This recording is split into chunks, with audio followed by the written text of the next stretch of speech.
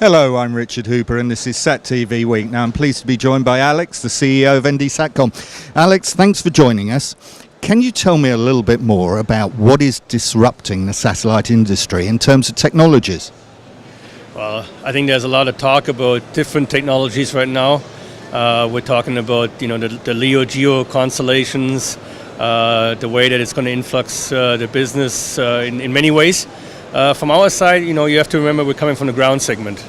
So we are watching it closely, but we're also in industries where there might be a bit of a conservative approach to it, like the ATC business. So yes, GEO-LEO is an issue, but in the end, we have to go with what the trends are.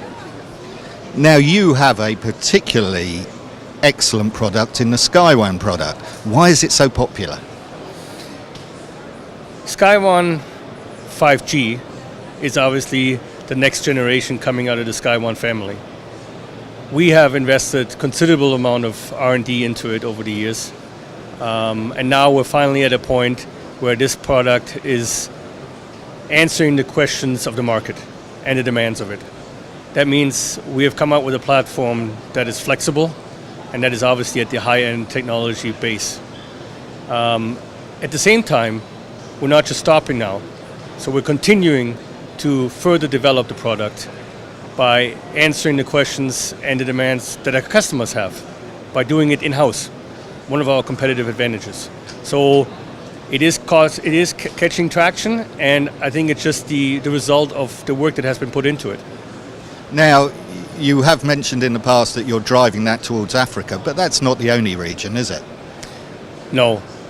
ND SatCom is a global company. We have a global footprint with our people all over the world. Africa, everybody talks about, is obviously an interesting market.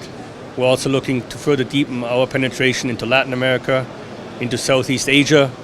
Europe, we have a strong footprint, but Africa does play a role. Now you have to be very selective. Where do you go in Africa? So we're doing some work around that and further analyzing it, and actually have gotten some good traction in there, coming out of South Africa with our SatCom on the Move product that has caught good attention.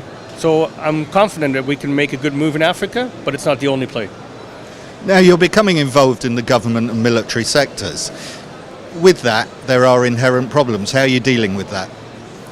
Well, the government, and especially the military sector, the defense business, is quite a conservative business. So on the one hand, it's good that if you have your foot in the door, you're going to continue to be a good supplier for them. But they're also looking at new technologies and looking at how do they develop themselves. And you always need to go with them. How do you go with them? You have to be close to them, you have to work with them, you have to answer their questions. Now we have a very good sweet spot in the German defense business, and we're looking to expand that into new regions, into new possibilities around the globe, Europe, predominantly around NATO, and see how that works. And I'm confident that we can make a good stronghold on that as well. So looking forward, where are you going to drive ND SatCom in the next 24 months? ND SatCom has a sweet spot as a high-end modem supplier. But we want to be more than that, and I think we're going on the right path. We want to be a solution provider. So we're investigating and investing in complementary solutions like our private LTE networks, like our SatCom on the Move, to complement our sweet spot around the modem and offer those solutions to the customer, providing end-to-end solutions. And that's where we want to go. That's where we want to continue to drive our business globally with the team. And I think the proof has been there for the last 12 months that we're able to achieve that. And I'm confident that we can make the business more successful in the future as well. Alex, thank you very much. Thank you.